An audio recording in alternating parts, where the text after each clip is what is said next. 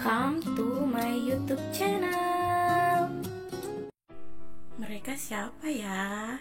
Halo, assalamualaikum.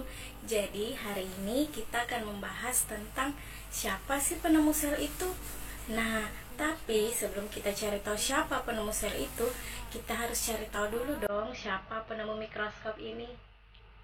Nah, kalau kita sudah tahu siapa penemu mikroskop ini, baru kita akan cari tahu siapa penemu sel. Oke? Kalian pernah kan bermain puzzle? Saya rasa kalian pasti pernah bermain puzzle. Permainan puzzle ini kan sudah ada sejak kita kecil. Jadi untuk mengingatkan lagi bentuk puzzle itu seperti ini ya.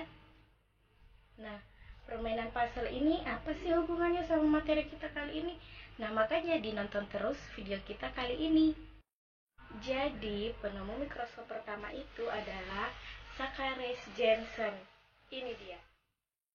Nah, si Zacharias ini dibantu oleh Hans Janssen untuk menemukan mikroskop itu seperti apa. Jadi, mereka ini adalah seorang ahli kacamata. Jadi, dia pertama kali menemukannya ini pada tahun 1590. Oke, jadi dia ini adalah penemu mikroskop. Sekarang kita kan sudah tahu siapa penemu mikroskop itu. Nah, jadi kita akan cari tahu lagi siapa penemu sel. Penemu sel ini akan kita bahas pada materi kita hari ini. Jadi, tujuan pembelajaran kita kali ini adalah kita akan membahas siapa penemu sel. Kemudian, yang kedua adalah apa sih sel itu?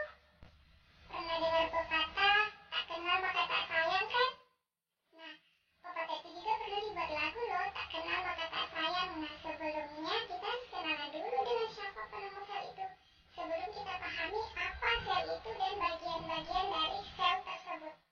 Jadi, tak kenal maka tak sayang.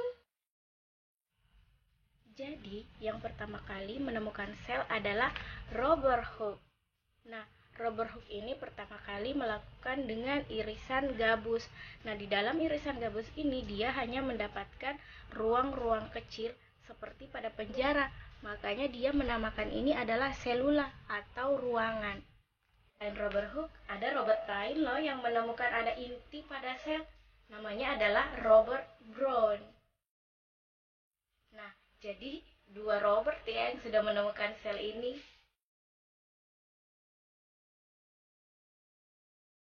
Peneliti selanjutnya ada Sladen dan Swan. Nah, mereka ini yang mengembangkan bahwa sel merupakan satuan struktural. Selanjutnya ada Max Schultz. Nah, si Max ini dia yang menemukan bahwa sel ini adalah kesatuan fungsional. Masih banyak lagi para peneliti atau ilmuwan yang mengembangkan tentang teori sel ini. Ada lagi Thomas Huxley. Nah, si Thomas Huxley ini mengemukakan kalau sel itu merupakan kesatuan fisik kimia. Selanjutnya ada Wheatstone dan Crick. Nah, si Wheatstone dan Crick ini dia yang mengemukakan kalau sel itu merupakan kesatuan hereditas. Dan ada juga yang namanya Felix Desjardins. Nah, si Felix Desjardins ini mengemukakan kalau di dalam sel itu ada yang namanya sitoplasma. Ini adalah peneliti selanjutnya, namanya adalah Rudolf Virchow. Dia mengemukakan kalau sel ini berasal dari sel sebelumnya. Sama halnya kan dengan puzzle, tubuh kita tersusun dari bagian-bagian kecil. Nah, bagian terkecil dalam tubuh kita inilah yang dinamakan dengan sel. Sel merupakan unit terkecil dari organ struktural dan fungsional pada makhluk hidup yang dapat melaksanakan kehidupan.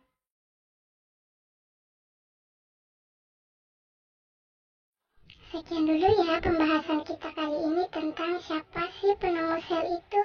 Sampai ketemu lagi di materi berikutnya. Jangan lupa klik tombol like dan subscribe ya di bawah sini. Terima kasih.